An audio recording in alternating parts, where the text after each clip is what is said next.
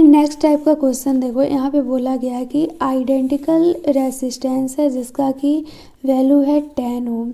And ये सब जो मतलब कि एक रेसिस्टेंस जो है वो कैरी करता है मैक्सिमम 1 एम्पेयर करंट।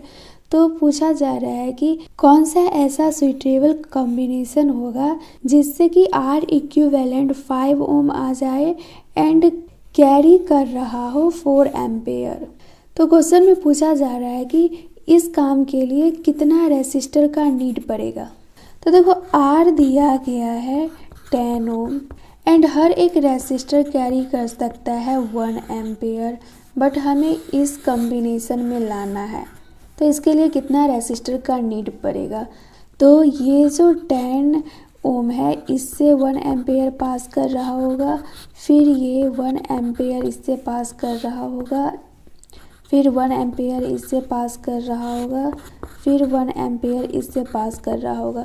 तो 1 2 3 4 रेसिस्टर हो गया।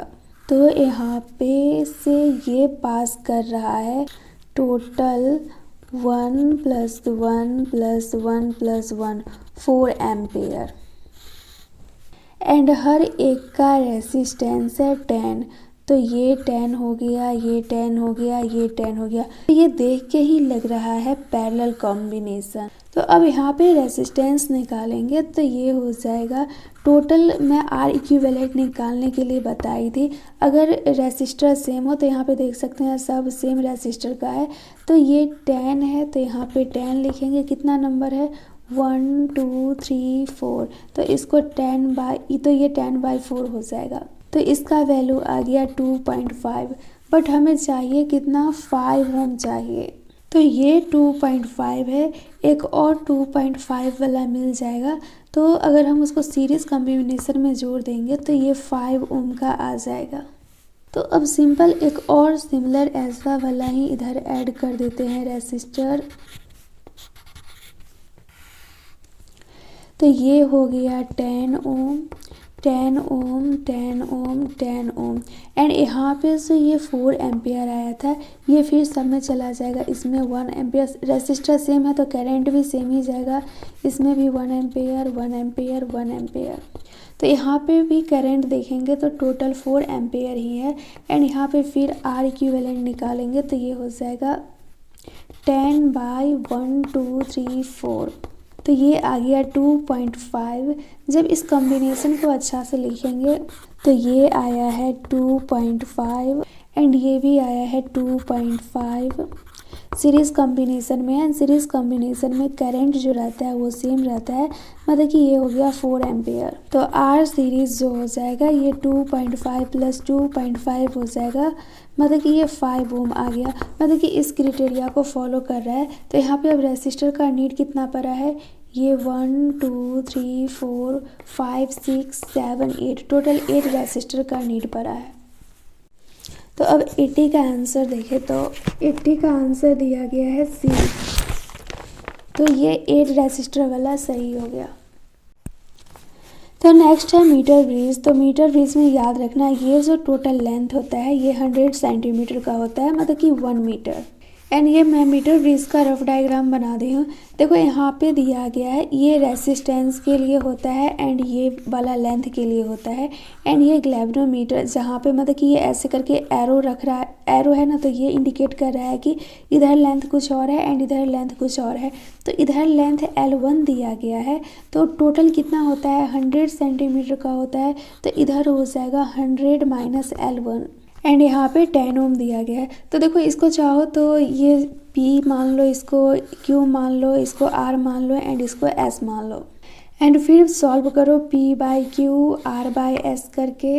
बट मैं ऐसे सॉल्व नहीं करती हूँ, मैं सिंपल जैसे कि ऊपर में x है तो मैंने ऊपर में x ले ली एंड नीचे में L1 की जगह मान लो कि 4 दिया गया है तो मैं यहाँ पे 4 ले ली एंड फिर इसको बराबर कर दूंगी। ऊपर में 10 ओम दिया गया है एंड नीचे में 100 - L1 की जगह मान लो 8 दिया गया है तो मैं यहाँ पे 8 ले ली। हमें x फाइंड करना है कि x कितना होगा। तो सिंपल x जो हो जाएगा ये 10 इधर 4 चला आ जाएगा तो ये 4 हो गया / 8 हो गया। बस इसको कैलकुलेट कर लेंगे, आंसर आ जाएगा। नेक्स्ट है व्हीटस्टोन ब्रिज। तो व्हीटस्टोन ब्रिज में सिंपल देखो इस टाइप से स्ट्रक्चर बना हुआ रहता है, ये P रहता है, ये Q रहता है, ये R रहता है एंड ये S रहता है। तो यहाँ पे देखो सेल जो ऐड है तो इधर से करंट पास करेगा, तो ये इधर हाफ चला जाएगा एंड इधर हाफ चला जाएगा, मतलब कि इसमें करंट सेम है एंड इधर ये वाला में करंट सेम है। तो ये सीरीज़ में होगा एंड ये सीरीज़ में होगा एंड ये दोनों पैरेलल में हो जाएगा। तो ये सब पे क्वेश्चन PYQ में बहुत दिया है, तो उस पर सॉल्व कर लेना। एंड एक बात ध्यान रखना, जब P/R एंड Q/S बराबर हो जाएगा तो ये वाला को हम रिमूव कर देंगे। बट मैं सिंपल करती हूँ, देखो ये दोनों में रेसिस्टेंस है तो मैं सिंपल क्या करती हूँ कि P/Q लेती हूँ एंड फिर ये दोनों में भी करंट सेम है तो मैं यहाँ पे R/S कर लेती हूँ। बात बराबर ही पड़ा, जब ये R को इधर कर देंगे तो ये P/R हो जाएगा एंड ये Q को उधर कर देंगे तो ये ऐसा हो जाएगा। बट मैं इसी टर्म में याद की हूँ तो मैं ये वाला यूज़ नहीं करती हूँ। एंड फिर कहीं पे भी 5 रेसिस्टर दिखे, 6 रेसिस्टर दिखे, मतलब कि इस टाइप वाला कहीं भी दिखे तो पहले ट्राई करना कि व्हीटस्टोन ब्रिज बनाने का, क्योंकि ये सब का बन जाता है आसानी से। 5 रेसिस्टर वाला तो इस टाइप से बन जाएगा। अगर कहीं 6 रेसिस्टर वाला दिया गया है तो उसमें भी इस टाइप से कन्वर्ट कर लिया करो, क्वेश्चन आसानी से सॉल्व हो जाएगा। ये क्वेश्चन को मैं नेक्स्ट पेज पे सॉल्व करके बताती हूँ। तो देखो क्वेश्चन में पूछा गया है effective capacitance between x and y, मतलब कि x एंड y के बीच का इफेक्टिव कैपेसिटेंस पूछ रहा है। तो देखो हमें कैपेसिटेंस फाइंड करना है बिटवीन x एंड y। तो यहाँ पे सिंपल, यहाँ पे देख सकते हैं 1 2 3 4 5 कैपेसिटर है, तो इसको व्हीटस्टोन ब्रिज में आसानी से कन्वर्ट कर सकते हैं। तो व्हीटस्टोन ब्रिज का फिगर कैसा होता है, इस टाइप से होता है। तो सिंपल हम ऐसा बना लेंगे एंड यहाँ पे देखो ये x है तो यहाँ पे कोई भी कैपेसिटर वगैरह नहीं है, तो ये a को मान लो कि ये x है, a को कट ही कर दो। एंड यहाँ पे y है एंड यहाँ पे बीच में कोई भी कैपेसिटर वगैरह नहीं है, तो इसको d को कट करके यहाँ पे सिंपल y मान लो। हमें कैपेसिटेंस निकालना किसके बीच में है, x एंड y के बीच में। तो सिंपल यहाँ पे x लिखो एंड इधर y लिखो। फिर x के बाद हम जाएंगे c पे, तो यहाँ पे c लिख लो, x लिख लिए, y लिख लिए, c लिख लिए, बचा क्या b, तो b के लिए b को यहाँ पे लिख दो। अब ये देखो XC है, तो XC के बीच में कौन सा कैपेसिटर है, ये X है एंड ये C है, तो X और C के बीच में 6 माइक्रोफराडे है। फिर देखते हैं C और Y के बीच में, मतलब कि C और Y के बीच में भी 6 माइक्रोफराडे है। फिर देखते हैं V एंड Y के बीच में, तो ये रहा V एंड ये रहा Y, तो यहाँ पे भी 6 माइक्रोफराडे आ जाएगा। फिर है ये XB, तो ये रहा X एंड ये रहा B, तो ये दोनों के बीच में है 6 माइक्रोफराडे, तो यहाँ पे 6 माइक्रोफराडे लिखेंगे। एंड फिर रहा ये C और ये B, तो C और V के बीच में 20 माइक्रोफराडे दिया गया है। तो देखो इस टाइप के क्वेश्चन में जब भी कन्फ्यूज़न होना कि कौन सा सीरीज़ है कौन सा पैरेलल है, तो सिंपल एक्सेल लगा देना, करंट पास कर देना। तो करंट यहाँ से पास होगा तो आधा एंड आधा इधर आएगा। तो करंट जो है ये दोनों कैपेसिटर में सेम आएगा एंड ये दोनों कैपेसिटर में सेम आएगा। तो मैं बताई हूँ P/Q R/S करके भी चेक कर सकते हो, बट मैं इतना नहीं करती हूँ। जब प्रैक्टिस कर लोगे तो ये सब लिखना नहीं पड़ेगा। तो ये दोनों सीरीज़ कॉम्बिनेशन वाला है तो सिंपल 6/6 कर दो एंड फिर ये दोनों सीरीज़ कॉम्बिनेशन वाला है तो बराबर करके 6/6 कर दो। तो ये दोनों बराबर है, मतलब कि ये बीच का जो कैपेसिटर है उसको काउंट नहीं करेंगे, इसको कट कर देंगे। अब सिंपल यहाँ पे आ जाएगा, ऊपर में दोनों सीरीज़ में है तो सीरीज़ वाला को इस टाइप से लिख देंगे एंड फिर ये दोनों नीचे में सीरीज़ में है तो यहाँ पे इसको इस टाइप से लिख देंगे। तो ये हो गया 6 माइक्रोफराडे, ये हो गया 6 माइक्रोफराडे, ये हो गया 6 माइक्रोफराडे एंड ये हो गया 6 माइक्रोफराडे। तो हम कैपेसिटर में क्या करते हैं, रेसिस्टेंस के अपोजिट करते हैं। तो यहाँ पे 6 से अगर वही रेसिस्टेंस 6 रहता है तो दोनों को ऐड कर देते हैं, बट यहाँ पे पैरेलल वाला लेंगे। तो यहाँ पे दोनों कैपेसिटर सेम है तो ऊपर में 6 लेंगे एंड कितना नंबर है, 1 है 2 है। अगर यहीं पे 3 कैपेसिटर ऐड रहता है तो नीचे में 3 से डिवाइड करते, बट यहाँ पे 2 कैपेसिटर है तो यहाँ पे 2 से डिवाइड कर देंगे तो ये 3 आ जाएगा।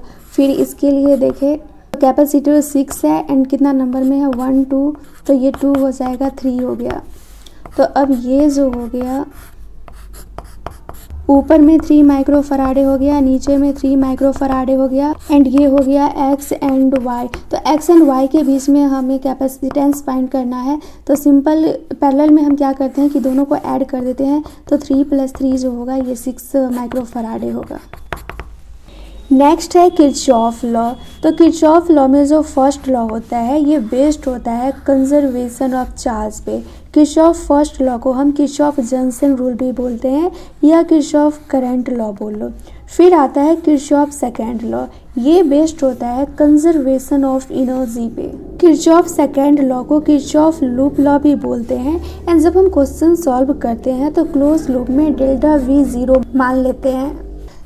तो देखो किरचॉफ लॉ में बहुत लोगों को प्रॉब्लम होता है क्वेश्चन सॉल्व करने में, खासकर लूप वाला।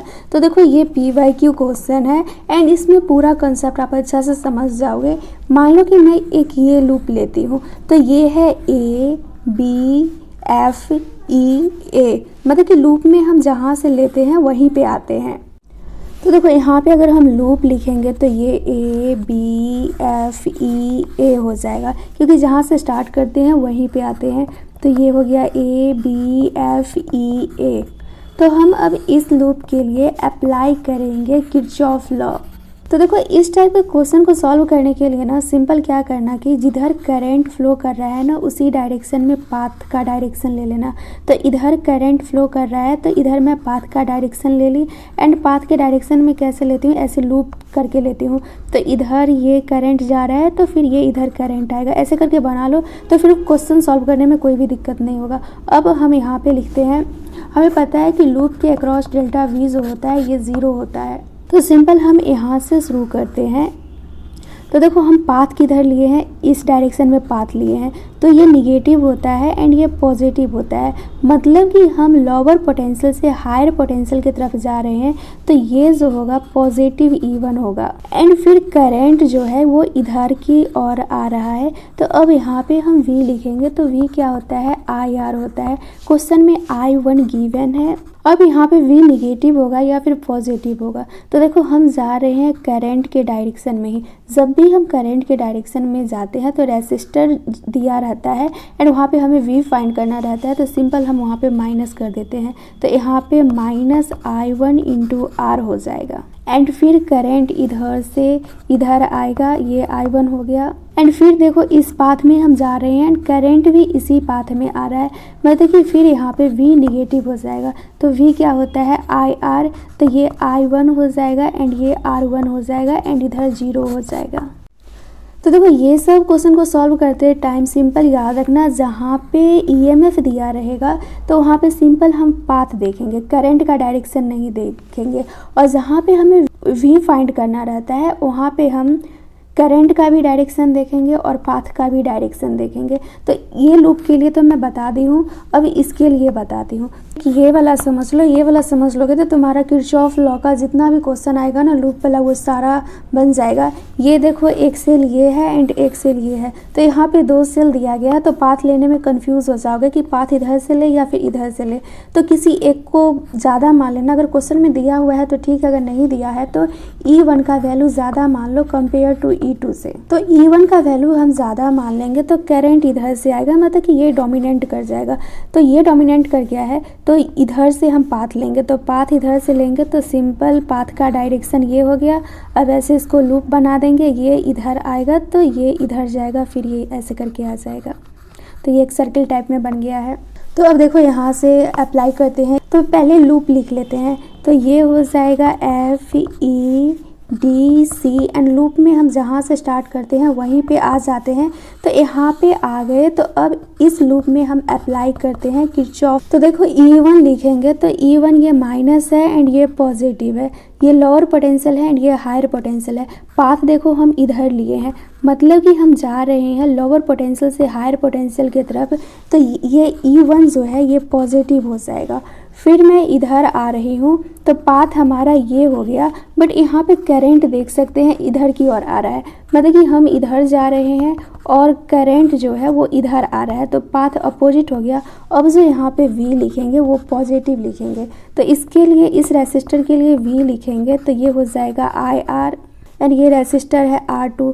तो सिंपल ये करंट कितना है I2, तो यहाँ पे I2 लिखेंगे एंड रेसिस्टर कितना दिया गया है R2। एंड फिर अब इसके लिए लिखेंगे तो इधर पॉजिटिव होता है एंड इधर निगेटिव होता है, तो हमारा पाथ है इधर, हम जा किधर रहे हैं हायर पोटेंशियल से लोअर पोटेंशियल के इधर, तो अब ये E2 जो है ये निगेटिव हो जाएगा। एंड फिर R1 के लिए लिखेंगे, तो R1 के लिए लिखेंगे तो हमारा पाथ है इधर एंड करंट भी आ रहा है इधर, तो अब यहाँ पे जो V आएगा वो निगेटिव आएगा, तो यहाँ पे सिंपल निगेटिव लिखेंगे एंड यहाँ पे I1 है एंड ये R1 है क्योंकि इधर से I1 ही जा रहा है। एंड यहाँ पे अब सिंपल 0 लिख देंगे क्योंकि लूप के अक्रॉस मैं बताई थी डेल्टा V 0 होता है। तो देखो वही सब यहाँ पे दिया गया है, मैं दोनों लूप लेके बता दी हूँ। अगर आप प्रैक्टिस करना चाहो तो ये टोटल लूप लेके भी कर सकते हो, तो प्रैक्टिस करके देखना। किरचॉफ लॉ बहुत ही सिंपल है, बस उसको कॉम्प्लेक्स वे में समझोगे तो वही क्वेश्चन सॉल्व नहीं होता है। तो जो टीचर से आप समझे हो जिस वे में वही वे में समझना, क्योंकि मैं पाथ ली हूँ करंट के डायरेक्शन में, कोई टीचर हो सकता है कि करंट के अपोजिट वे में पाथ ले। एंड फिर एक बात याद रखना, ये जहाँ पे भी आपको EMF देखे तो मतलब कि ये जो सेल टाइप का लग रहा है तो ये वाला देखे तो इसमें सिर्फ पाथ हमें देखना है, जिधर पाथ लिए हैं उसी का सिर्फ डायरेक्शन देखेंगे। और वही रेसिस्टर वगैरह हो गया तो यहाँ पे हमें V फाइंड करना रहता है, तो V फाइंड करेंगे तो यहाँ पे देखेंगे करंट का भी डायरेक्शन और पाथ का भी डायरेक्शन। तो बस इतना चीज़ याद रख लेते हो ना तो ये किरचॉफ लॉ बहुत ही सिंपल है।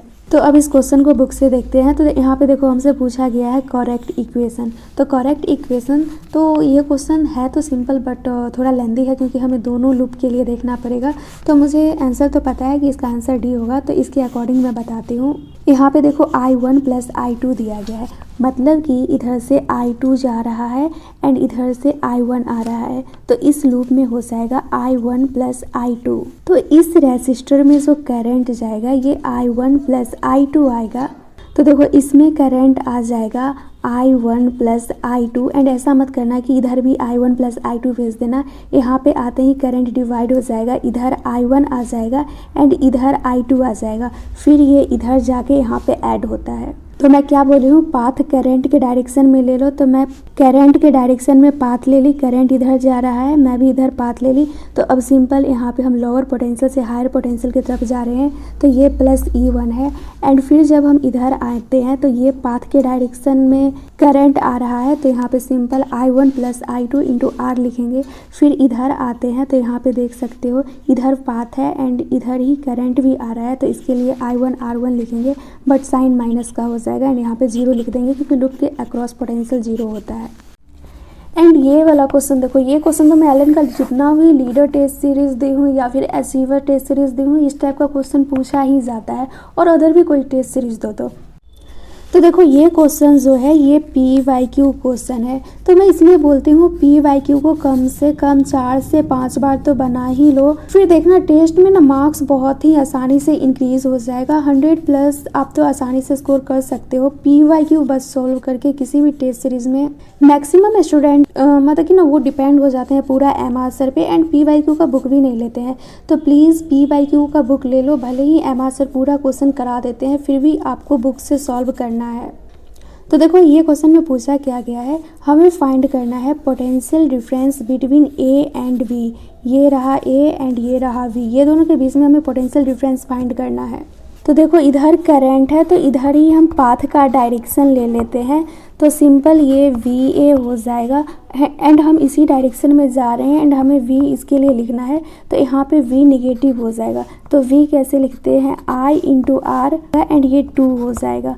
एंड ये सीरीज कॉम्बिनेशन है तो यहाँ पे करंट सेम ही रहेगा सब में, तो ये I क्वेश्चन में गिवन है 2 एम्पेयर एंड ये हायर पोटेंशियल है एंड ये लोअर पोटेंशियल है। हमारा पाथ ये है तो हम जा रहे हैं हायर पोटेंशियल से लोअर पोटेंशियल की तरफ, तो ये हो जाएगा -3 एंड फिर हम इधर की ओर जा रहे हैं एंड करंट भी इधर की ओर आ रहा है, तो V यहाँ पे भी निगेटिव हो जाएगा, तो यहाँ पे माइनस लिखेंगे एंड R1 दिया गया है एंड I 2 एम्पेयर दिया गया है एंड बराबर करके यहाँ पे V भी लिख देंगे। अब बस इसको सॉल्व कर लेंगे, BA - BV आ जाएगा।